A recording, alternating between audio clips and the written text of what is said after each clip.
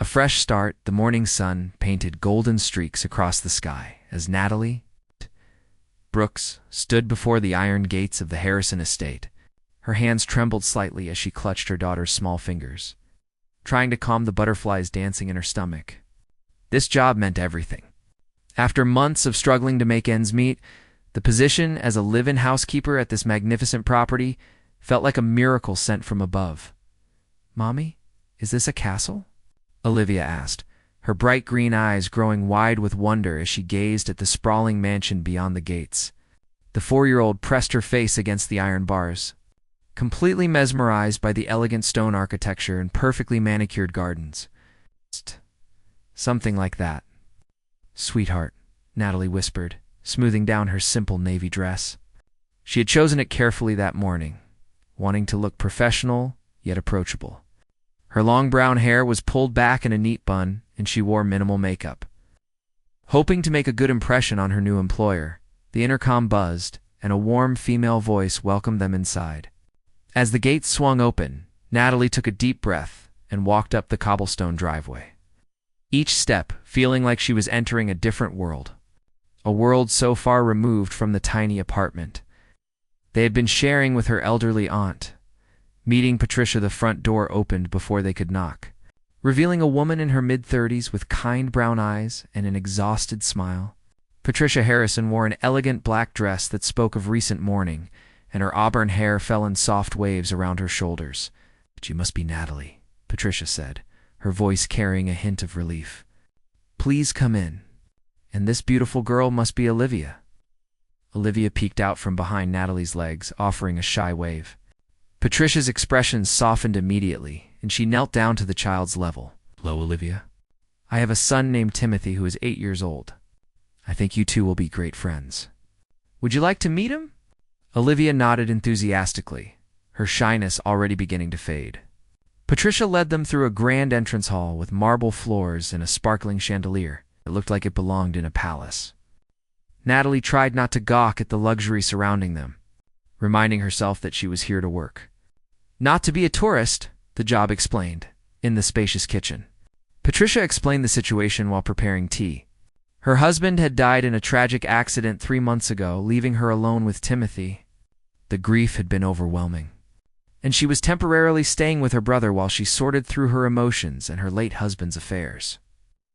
"My brother Blake owns this house," Patricia explained, her hands wrapped around her teacup for comfort. "He's very private, very focused on his work. He built his technology company from nothing, and now it takes up most of his time. He rarely comes home before midnight." Natalie nodded, taking mental notes. "I understand.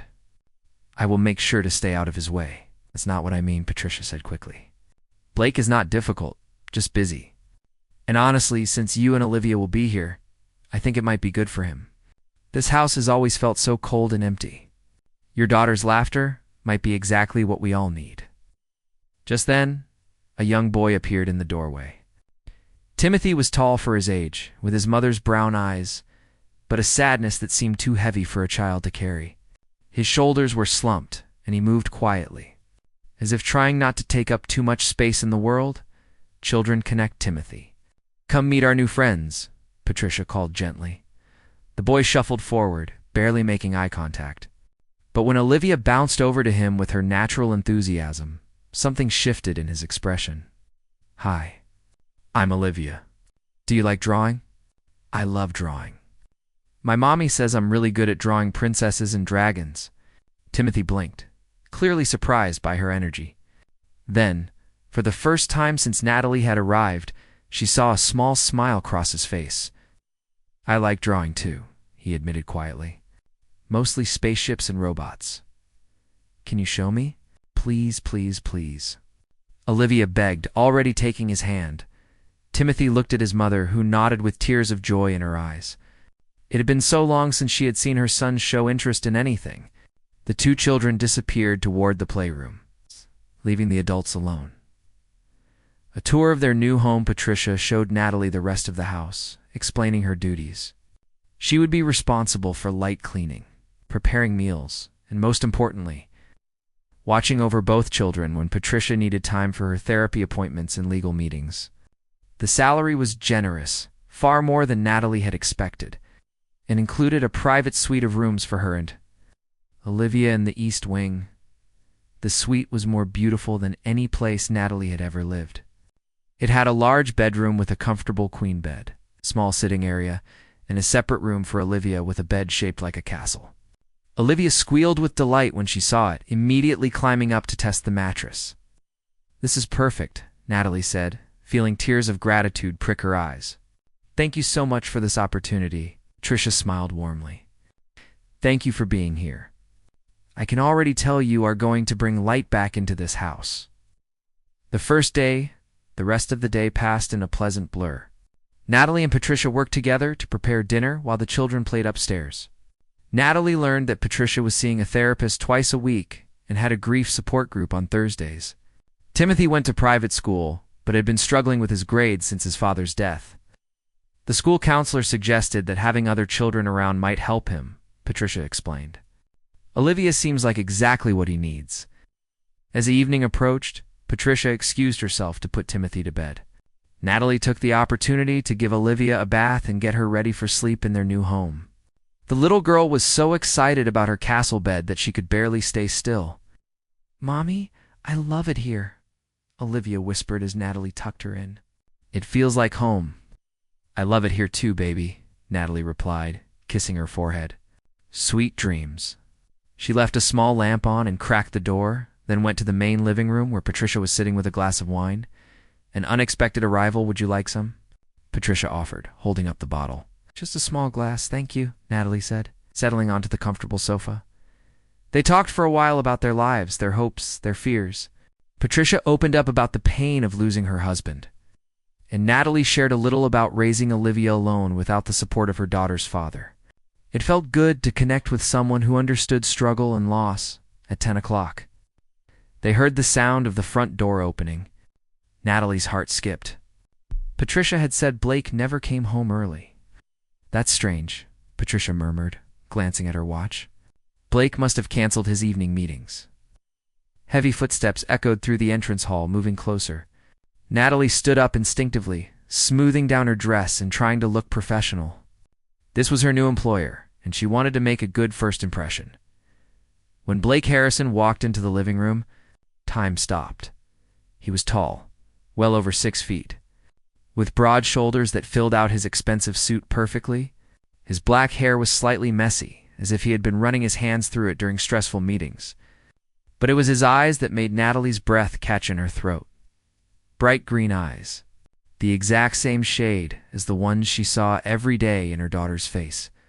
Recognition, those eyes widened as they landed on her.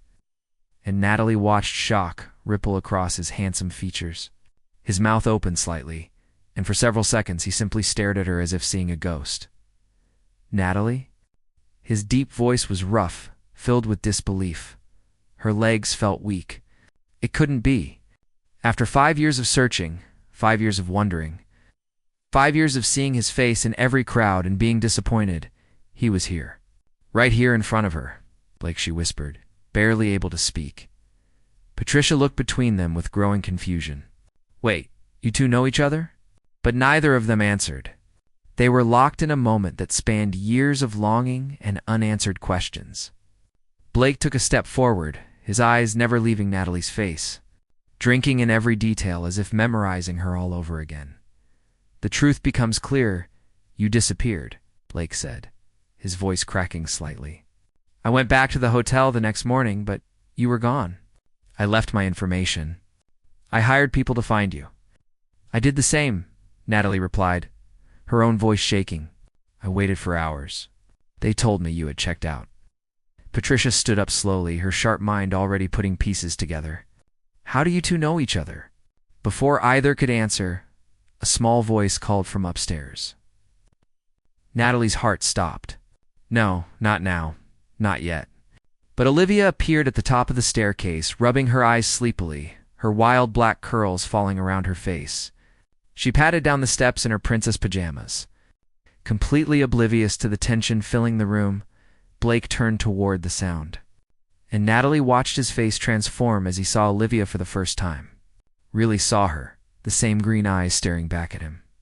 The The same black hair with its distinctive wave, the same small dimple in her chin that appeared when she was curious. Even the way she tilted her head slightly to the side was a mirror image of his own habits. Understanding crashed over Blake like a tidal wave.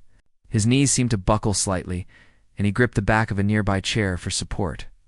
"How old?" he whispered, unable to take his eyes off the little girl. "4," Natalie answered quietly. She just turned 4. Olivia reached her mother and wrapped her small arms around Natalie's legs, peeking at the strange man with sleepy curiosity. "Who is that, Mommy?" she asked innocently. Natalie felt tears streaming down her face as she looked at Blake, seeing the raw emotion in his eyes. Pain, wonder, regret, and something else. Something that looked like fierce, protective love already taking root. "This is Mr. Blake Harrison," Natalie managed to say. "He owns this beautiful house where we are going to live." Blake slowly walked toward them, moving carefully as if afraid of scaring the child. When he was close enough, he knelt down to Olivia's level, just as Patricia had done earlier. But this time, it was different. This time, a father was meeting his daughter for the first time. "Hello, Olivia," he said softly, his voice thick with emotion. "It is very nice to meet you," Olivia smiled, that bright, innocent smile that could light up any room. "Hi, do you live here too? This house is so big. It's like a castle." "Yes, I live here," Blake replied, his hand trembling as he reached out tentatively. Olivia, without any fear, placed her tiny hand in his much larger one. "And you are right. It is like a castle. Would you like me to show you the whole thing tomorrow?" "Yes, please." Olivia bounced excitedly, then yawned widely. "But I'm sleepy now, and you should go back to bed," Blake said, his thumb gently rubbing over her small knuckles before letting go. "Sweet dreams, Olivia." As Natalie led her daughter back upstairs, she could feel Blake's eyes following them. When she tucked Olivia back into her castle bed, the little girl was already half asleep. "I like Mr. Blake," Olivia mumbled. "He has nice eyes like mine." Natalie's heart shattered and repaired itself all at once. "Yes, baby. He does." When she returned downstairs, both Blake and Patricia were waiting. The air was thick with unspoken truths and questions that desperately needed answers. This was the moment that would change everything, and there was no going back. The conversation, the silence in the living room was deafening. Patricia sat on the edge of the sofa, her eyes moving between Natalie and Blake with growing understanding. Blake stood by the window, his hands shoved deep in his pockets, staring out at the darkened gardens, as if trying to process everything that had just happened. Natalie remained near the doorway, her arms wrapped around herself protectively. She felt exposed, vulnerable. Like all the walls she had carefully built over 5 years were crumbling in a single night. "Someone needs to explain what is happening here," Patricia finally said, her voice gentle but firm. "Blake, how do you know Natalie?" Blake turned slowly, his green eyes finding Natalie's. In them, she saw the same mixture of emotions she felt herself. Fear, hope, regret, and something deeper that made her heart race. "We met 5 years ago," Blake began, his deep voice carefully controlled. "At a business conference in Seattle. I was there for meetings about expanding my company. She was there for an art exhibition at the same hotel." Natalie nodded, her throat tight. "I was finishing my degree in art education. The hotel was hosting a showcase for emerging artists. My paintings were being displayed in the gallery. I saw her work first," Blake continued, a sad smile touching his lips. "Beautiful landscapes that somehow captured emotions I did not even know I had. Then I saw her and I could not look away. The night that changed everything." Patricia leaned forward, completely absorbed in the story. Natalie felt her cheeks flush as the memories came flooding back with painful clarity. "We talked for hours," Natalie said softly. "About art, about technology, about dreams and fears. He did not tell me he was a billionaire, and I did not ask. He was just Blake, this brilliant, intense man who actually listened when I spoke." "And she was just Natalie," Blake added, his eyes never leaving her face. "This passionate, creative woman who saw the world in colors I had forgotten existed. She made me feel alive for the first time in years." The connection between them had been instant and overwhelming. They had shared dinner, then walked along the waterfront, talking until midnight. When Blake had asked if he could see her again the next day, Natalie had said yes without hesitation. The night had ended with a kiss that had felt like coming home, but it had not stopped there. One thing had led to another, and they had spent the night together in a hotel room that felt like its own universe. Separate from reality. "I gave you my real name and number," Natalie said, her voice breaking slightly. "I wrote it down before I left that morning because I had an early meeting with a potential gallery owner. When I came back, you were gone." "My assistant called at 4 in the morning," Blake explained, pain evident in his voice. "There was an emergency at one of my factories, a malfunction that could have cost lives. I had to leave immediately. I left my contact information with the front desk and told them to give it to you when you returned." "They never did," Natalie whispered. "I waited in the lobby for 3 hours. When I finally asked, they said you had checked out and left no message." Blake's jaw clenched. "I fired that entire front desk staff when I found out they had been bribed by a competitor to intercept any personal messages. By the time I discovered what happened, weeks had passed. I hired investigators, but Natalie Brooks is a common name. Without knowing your hometown or university, they found hundreds of matches. And Blake Harrison sounded like a fake name to my friends," Natalie admitted, "like something from a romance novel. By the time I realized you were real and famous, I was already pregnant and too proud to reach out. I thought if you had really wanted to find me, you would have." Patricia's hand flew to her mouth as understanding dawned completely. "Oh my God. Olivia is your daughter, Blake. That is why she looks exactly like you." Blake nodded slowly, his composure finally cracking. He sank into a chair and dropped his head into his hands. His shoulders shook slightly, and Natalie realized he was fighting back tears. "I have a daughter," he whispered. "For 4 years I have had a daughter, and I did not know." Natalie moved forward instinctively, wanting to comfort him despite her own overwhelming emotions. She sat in the chair next to his, her hand hovering uncertainly before finally resting on his shoulder. "I tried to find you," she said earnestly. "When I found out I was pregnant, I tried everything. But I had no last name, no phone number, no address. Just memories of one perfect night with a man named Blake, who had green eyes and talked about building a better future through technology." Blake looked up at her, and the raw pain in his eyes nearly broke her. "What was it like? The pregnancy, the birth, her first steps, her first words?" "I missed everything. It was hard," Natalie admitted honestly. "I was alone and scared. My parents had passed away years before, and I only had my aunt. But the moment Olivia was born, and I saw those green eyes looking up at me, I knew everything would be okay. She was worth every struggle." Morning revelations, they talked until nearly 2 in the morning, sharing 5 years of stories. Blake learned about Olivia's love of drawing, her obsession with dragons, her habit of singing made-up songs at the top of her lungs. Natalie learned about his company's growth, his lonely existence in this big mansion, his habit of working himself to exhaustion to avoid feeling empty. Patricia eventually excused herself, sensing they needed privacy. Before she left, she hugged Natalie tightly. "I am glad you are here," she whispered. "I think you both needed to find each other again." After Patricia left, Blake moved to sit beside Natalie on the sofa. They were closer now, close enough that she could smell his cologne and feel the warmth radiating from him. "What happens now?" Natalie asked quietly. "I want to know her," Blake said immediately. "I want to be her father, Natalie. I have already missed 4 years. I cannot miss any more. Want that too," Natalie assured him. "But we have to be careful. She is only 4. We cannot just tell her that the stranger she met tonight is her father." "Then we build trust first," Blake agreed. "Let me spend time with her. Let me show her that I am someone who cares, someone who will be there. And when the time is right, we tell her the truth together." Natalie nodded, relief flooding through her. "Thank you for understanding."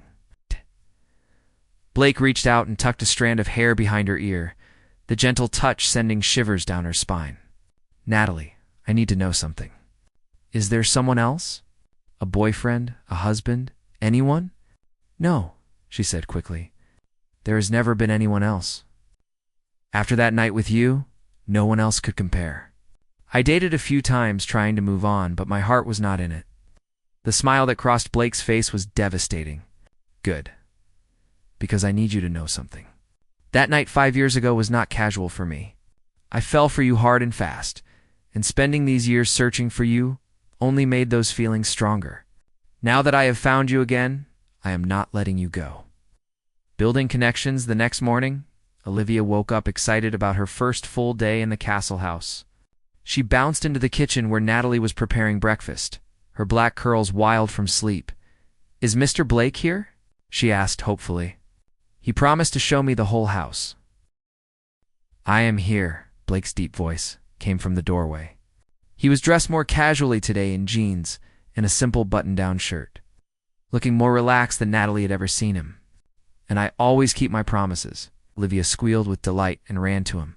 Blake lifted her up easily. The natural way she wrapped her arms around his neck made Natalie's heart squeeze painfully. This is what they should have had all along. This easy affection, this comfort, this bond. "Can we start with the library?" Olivia asked. "Mommy says libraries are magical places." "Your mommy is very smart," Blake said, smiling at Natalie over Olivia's head.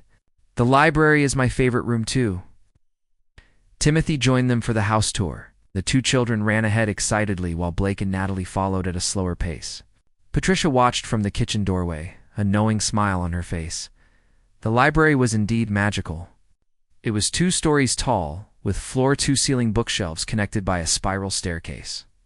Sunlight streamed through large windows, making the room glow golden. Olivia gasped in wonder, spinning in circles to take it all in. "This is where dragons would live," she declared with absolute certainty. "Dragons who love stories." Blake laughed, the sound rich and genuine. "You know what? You were absolutely right. I never thought of it that way before, but now I cannot unsee it." He showed them the secret door behind one bookshelf that led to a reading nook with comfortable chairs and perfect lighting. Olivia claimed it immediately as her special spot. Jealousy surfaces over the next few days. A comfortable routine developed. Blake started coming home earlier, always finding excuses to spend time with Olivia. He taught her about the stars using his telescope, helped her plant flowers in the garden, and even sat through endless tea parties with her stuffed animals. Natalie watched, their bond grow with joy in something else. Something that felt like longing. Because every time Blake looked at Olivia with such love, she found herself wishing he would look at her the same way. On Wednesday afternoon, everything shifted. A handsome man in his early 30s arrived to work on the garden. His name was Andrew, and he had sun-bleached hair and an easy smile that made Patricia sigh dreamily. "The new landscaper is quite attractive," Patricia whispered to Natalie as they watched him work from the kitchen window. Natalie barely noticed, too focused on preparing lunch. But Andrew noticed her. He found excuses to come to the kitchen for water, always lingering to chat with her. He complimented her cooking, asked about Olivia, and made her laugh with silly jokes. Blake came home early that afternoon and immediately noticed Andrew's attention toward Natalie. His expression darkened considerably. "Who is that?" he asked Patricia, his voice tight. "The new landscaper?" "Andrew something. He seems very taken with Natalie." Blake's jaw clenched as he watched Andrew lean against the kitchen counter, making Natalie smile at something he said. A possessive fury rose in his chest, hot and demanding. He walked into the kitchen with purposeful strides. "Andrew, is it? I need you to focus on the rose garden in the back. It requires immediate attention." Andrew looked startled by the cold tone, but nodded quickly. "Of course, Mr. Harrison." After Andrew left, Blake turned to Natalie. "Does he bother you?" "No," Natalie said, confused by his intensity. "He is just friendly." "Too friendly," Blake muttered, then caught himself. He had no right to be jealous. They were not together. But the thought of another man making Natalie smile made him want to tear something apart. Confessions in the garden that evening. After the children were asleep, Blake found Natalie sitting on a bench in the garden. The moon was full, casting silver light across the flowers. "Can I join you?" he asked softly. "Of course." He sat beside her, and for a while they simply enjoyed the peaceful silence. Finally, Blake spoke. I need to apologize. I was rude to Andrew today. You were. Natalie agreed with a small smile. Want to tell me why? Blake turned to face her fully. Because watching him flirt with you made me want to break things. Because the thought of you smiling at someone else makes me insane. Because, Natalie, I am falling in love with you all over again. Natalie's breath caught. Blake, I know it is complicated, he continued, taking her hand in his. I know we have Olivia to think about, and I know we are basically strangers after 5 years apart. But my feelings for you never went away. They have only grown stronger. I feel the same way, Natalie admitted, tears filling her eyes. I have been so afraid to hope, so scared of getting hurt again. But being here with you, watching you with Olivia, it feels right. It feels like coming home. Blake cupped her face gently in his hands. Then come home to me, Natalie. You and Olivia. Be my family. Let me spend the rest of my life making up for lost time. When he kissed her, it was nothing like their first kiss 5 years ago. That one had been passionate and desperate. This one was soft and full of promise. It tasted like second chances and new beginnings. Truth comes out the next day. Patricia found Natalie alone in the kitchen. We need to talk, she said gently. Natalie's stomach dropped, afraid of what was coming. But Patricia simply pulled out a chair and sat down. I figured it out, Patricia said. About Blake and Olivia. About you three. Patricia. Let me finish, Patricia interrupted kindly. I want you to know that I am happy for all of you. Blake has been alone for so long, throwing himself into work because he had nothing else. But since you and Olivia came here, he is different. He is alive again. And that little girl deserves to know her father. Relief flooded through Natalie. Thank you. That means everything. When will you tell her? Patricia asked. Soon, Natalie promised. Blake and I have been talking about it. We want to wait until she is comfortable with him, until she feels safe. Then we will tell her together. Patricia nodded approvingly. She already adores him. I see the way she lights up when he comes home, and the way he looks at her like she is the most precious thing in the world. It is beautiful. That night, Blake and Natalie sat down with Patricia to plan exactly how they would tell Olivia the truth. They decided to wait 1 more week, giving Olivia time to bond even more deeply with Blake. Then they would tell her in a way that felt natural and safe. But as they talked and planned, all 3 of them felt the same thing. Their family was already complete. They were just waiting for the right moment to make it official. The perfect moment Saturday arrived with clear blue skies and warm sunshine that seemed to promise good things ahead. Blake had taken the day off completely, something he rarely did, and planned a special outing for everyone. They were going to the zoo, a place Olivia had been begging to visit since hearing about it from Timothy. Olivia woke up at dawn, too excited to sleep. She jumped on Natalie's bed, bouncing with boundless energy. Mommy, wake up. Zoo day. Zoo day. Natalie groaned but smiled, pulling her daughter into a tight hug. I am awake, baby. Let me get dressed and then we can have breakfast. Downstairs, Blake was already in the kitchen making pancakes. He had learned that Olivia loved them shaped like animals, so he was carefully creating elephants and giraffes with the batter. Patricia sat at the table with Timothy, both of them smiling at Blake's concentrated expression. Uncle Blake. You are really bad at making giraffes, Timothy said, with the brutal honesty of children. I am doing my best, Blake defended, flipping a particularly lumpy pancake. Giraffes are harder than they look. Let me help, Natalie said, coming up beside him. She took the spatula and gently guided his hand, showing him how to pour the batter in a way that created better shapes. The casual intimacy of the moment was not lost on Patricia, who watched with knowing eyes. Olivia came running in, dressed in her favorite yellow dress with butterflies on it. She climbed onto a stool and examined the pancakes critically. That one looks like a dinosaur, she announced, pointing at Blake's attempted giraffe. Dinosaurs are cooler anyway, Blake said, sliding it onto her plate. Right? Right. Olivia agreed happily, digging in with enthusiasm. Family Day to Zoo was crowded but wonderful. Blake carried Olivia on his shoulders so she could see over the crowds. Her delighted laughter rang out every time they saw a new animal. Timothy walked beside Patricia, holding her hand, but seeming less burdened than usual. The outing was good for all of them. At the penguin exhibit, Olivia became fascinated by a family of penguins. The father penguin was carefully guarding the mother and their chick, standing protective watch. "Look, Mommy," Olivia said softly. "The daddy penguin takes care of his family. He keeps them safe." Natalie and Blake exchanged meaningful looks over her head. It was the perfect opening, but they had agreed to wait until they were back home in a private, comfortable setting. "Yes, he does," Natalie said gently. "That is what good daddies do." "I wish I had a daddy like that," Olivia said wistfully, then immediately brightened. "But I have Mommy, and she is the best at taking care of me." Blake's hand found Natalie's and squeezed tightly. Soon, his expression promised. Very soon, they had lunch at the zoo cafe, and Blake insisted on buying Olivia and Timothy stuffed animals from the gift shop. Olivia chose a penguin, which she named Charlie, and refused to put down for the rest of the day. On the drive home, both children fell asleep in the back seat, exhausted from the excitement. Patricia drove while Blake and Natalie sat in the back with the kids. Natalie rested her head on Blake's shoulder, and he wrapped his arm around her, feeling more content than he could remember. "Tonight," Blake whispered into her hair. "Let us tell her tonight."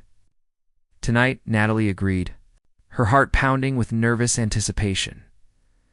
Preparing for truth after they returned home, Patricia took Timothy upstairs for a nap while Blake and Natalie got Olivia settled in the living room with her new stuffed penguin.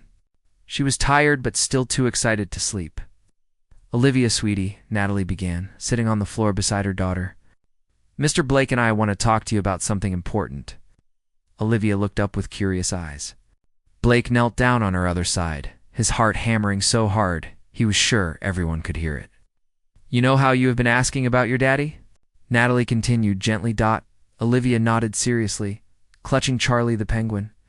"You said he lived far away and could not be with us." "I thought that was true," Natalie said, tears already forming in her eyes. "But I was wrong. He was not far away. He was just lost, trying to find us." Olivia looked confused, her little face scrunching up as she tried to understand. "Lost? Like when I got lost at the grocery store?" "Something like that," Blake said softly, finding his voice. "Your mommy and I met a long time ago, before you were born. We cared about each other very much, but then we got separated by mistake. I have been looking for you and your mommy for a very long time. You were looking for us?" Olivia's eyes were wide now, darting between them. "Every single day," Blake confirmed, his voice thick with emotion. "And then something amazing happened. Your mommy came here to work, and I finally found you both." The moment of truth. Olivia was quiet for a moment, her 4-year-old brain working hard to process this information. Then she looked directly at Blake with those striking green eyes that matched his own. "Are you my daddy?" she asked simply. Blake felt tears spill down his cheeks as he nodded. "Yes, Olivia, I am your daddy, and I am so sorry that I missed being there for the first part of your life. But if you will let me, I want to be here for all the rest of it." Olivia studied him carefully, and in that moment, Blake felt like he was being judged by the most important person in the world. Then, slowly, a smile spread across her face. "I knew it," she said triumphantly. "I told Mommy you had the same eyes as me, and the same smile, and when you hug me, it feels like puzzle pieces fitting together." Natalie laughed through her tears. "You are very smart, baby. So you are my daddy for real?" Olivia asked Blake again, as if needing confirmation. "For real," Blake promised. "Forever and always." Olivia launched herself into his arms, wrapping her small body around him tightly. Blake held her like she was the most precious thing in existence, which she was. He buried his face in her wild black curls and let himself cry, releasing 5 years of pain and longing. "I love you." "Daddy," Olivia whispered against his neck. Those 4 words shattered and rebuilt Blake's entire world. "I love you too, Olivia, so much. More than you could ever know." Natalie watched them hold each other, her own tears flowing freely. When Blake reached out an arm to pull her into the embrace, the 3 of them held each other tightly. Finally, complete new beginnings. Patricia watched from the doorway, her own eyes wet with happy tears. Timothy stood beside her, confused but sensing something important was happening. "Uncle Blake is Olivia's dad?" he whispered. "Yes," Patricia confirmed softly. "Is that okay with you?" Timothy thought about it, then nodded. "Good. Olivia's nice. And Uncle Blake seems happier now." Over the next few hours, they all talked about what this meant. Olivia had a million questions, which Blake patiently answered. Yes, he would always be her daddy now. Yes, that meant she could call him Daddy instead of Mr. Blake. Yes. He would read her bedtime stories and teach her things and be there when she needed him. "What about Mommy?" Olivia asked suddenly. "Are you going to marry Mommy?" Blake and Natalie exchanged glances, both blushing. "Would you like that?" Blake asked carefully. "Yes," Olivia exclaimed. "Then we would be a family like the Penguins. A real family. And I should probably do this properly," Blake said.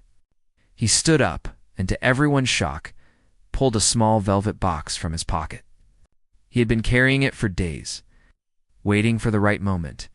He knelt down on one knee in front of Natalie, while Olivia bounced excitedly beside them.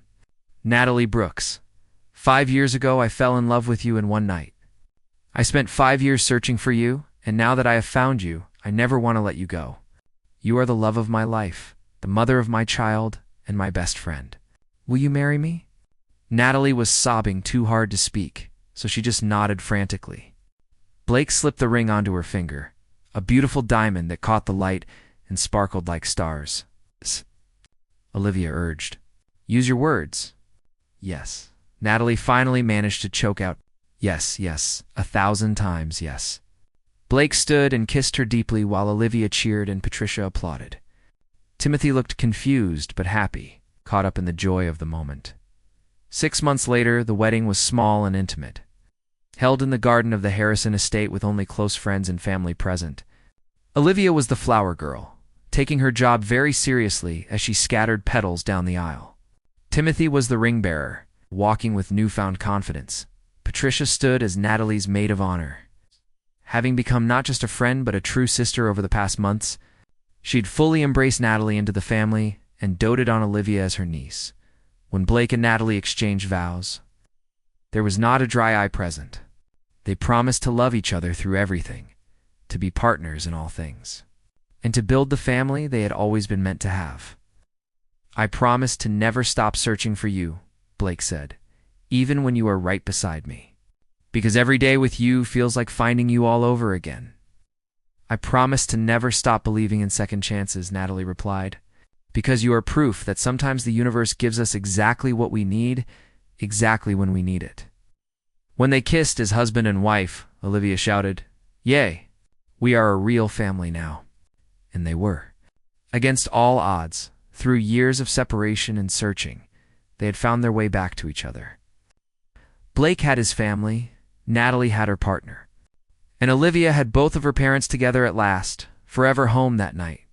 After the celebration ended and the guests went home, the three of them sat together in Olivia's room. She was in her castle bed, already drowsy, but fighting sleep because she did not want the perfect day to end. "Daddy," she murmured, the words still new and wonderful on her tongue. "Yes, princess," Blake answered, sitting on one side of her bed while Natalie sat on the other. "Will you always be here now?" "Every single day." "Every single day," Blake promised, taking her small hand in his. "When you wake up, I will be here. When you go to sleep, I will be here. For every scraped knee, every bad dream, every happy moment, and every sad one. I will always be here." "Good," Olivia said with satisfaction, her eyes finally closing. "Because I waited a long time for my daddy.